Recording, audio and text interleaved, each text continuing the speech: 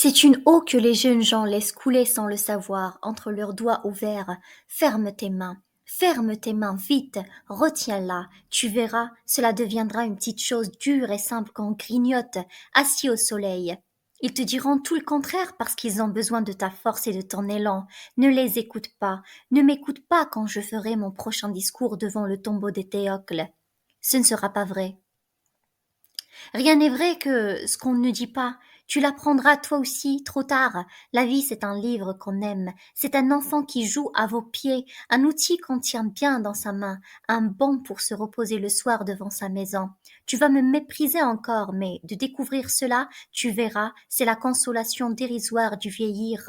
La vie, ce n'est peut-être tout de même que le bonheur. Antigone murmure, le regard perdu, le bonheur. Créon a un peu honte soudain. Un pauvre mot, hein? Antigone. Quel sera-t-il, mon bonheur? Quelle femme heureuse deviendra-t-elle, la petite Antigone? Quelle pauvreté faudra-t-il qu'elle fasse, elle aussi, jour par jour, pour arracher avec ses dents son petit lambeau de bonheur? Dites, à qui devra-t-elle mentir? À qui sourire? À qui se vendre? Qui devra-t-elle laisser mourir en détournant le regard? Créon hausse les épaules. Tu es folle, tais-toi! Antigone. Non, je ne me tairai pas. Je veux savoir comment je m'y prendrai, moi aussi, pour être heureuse, tout de suite, puisque c'est tout de suite qu'il faut choisir. Vous dites que c'est si beau, la vie. Je veux savoir comment je m'y prendrai pour vivre. Créon. Tu aimes aimant? Antigone. Oui, j'aime aimant. J'aime un aimant dur et jeune, un aimant exigeant et fidèle comme moi.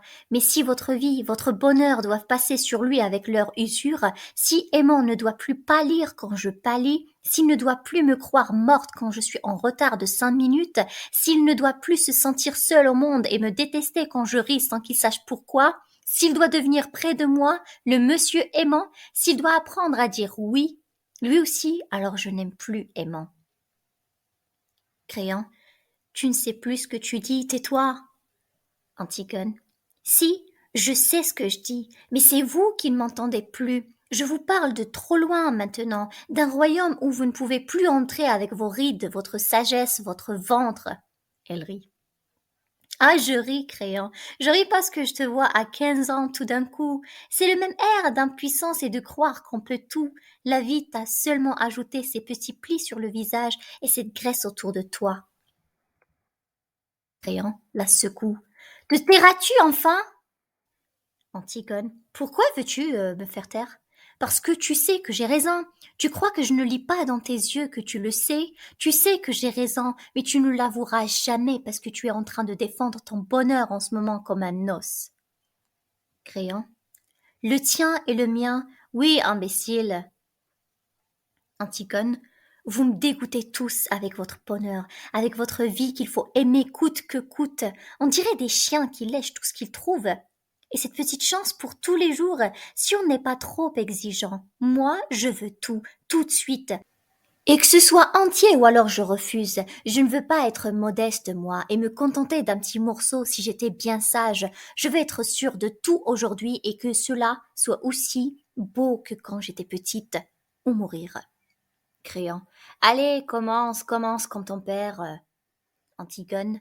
Comme mon père, oui. Nous sommes de ceux qui posent les questions jusqu'au bout, jusqu'à ce qu'il ne reste vraiment plus la petite chance d'espoir vivante, la plus petite chance d'espoir à étrangler. Nous sommes de ceux qui lui sautent dessus quand ils le rencontrent.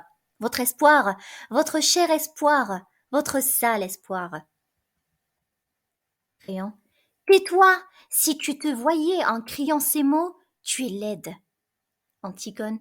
Oui, je suis laide. C'est ignoble, n'est-ce pas? Ces cris, ces sursauts, cette lutte de chiffonnier. Papa n'est devenu beau qu'après, quand il a été bien sûr.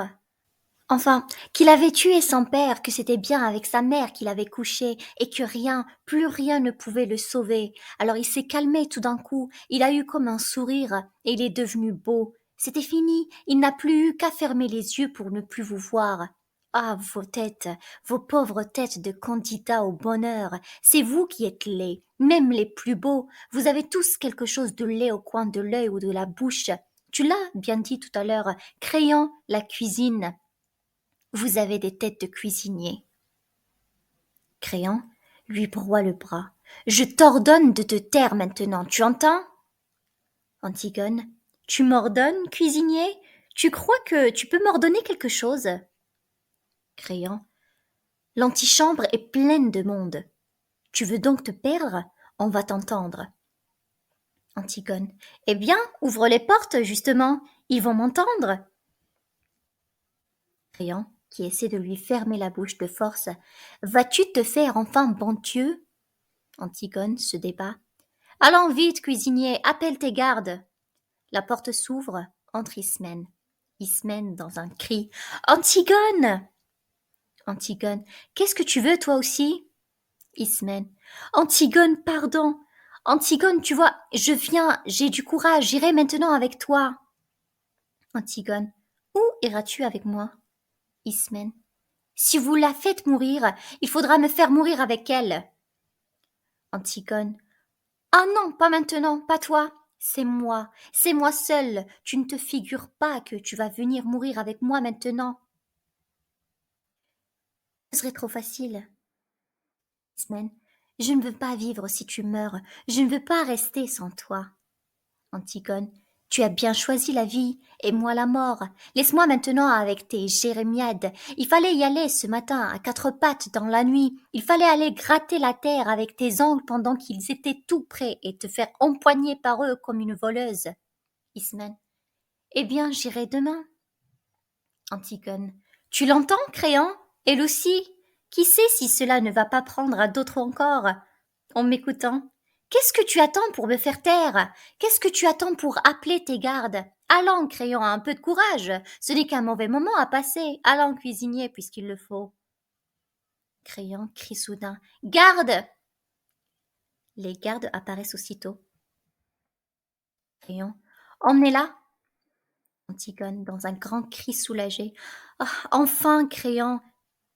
Les gardes se jettent sur elle et l'emmènent. Ismène sort en criant derrière elle. Ismène. Antigone! Antigone! Crayon est resté seul. Le cœur entre et va à lui. Le cœur. Tu es fou, Crayon? Qu'as-tu fait? Crayon qui regarde au loin devant lui. Il fallait qu'elle meure. Le cœur. Ne laisse pas mourir Antigone, Crayon. Nous allons tous porter cette plaie aux côtés pendant des siècles. Crayon. C'est elle qui voulait mourir. Aucun de nous n'était assez fort pour la décider à vivre. Je le comprends maintenant. Antigone était faite pour être morte.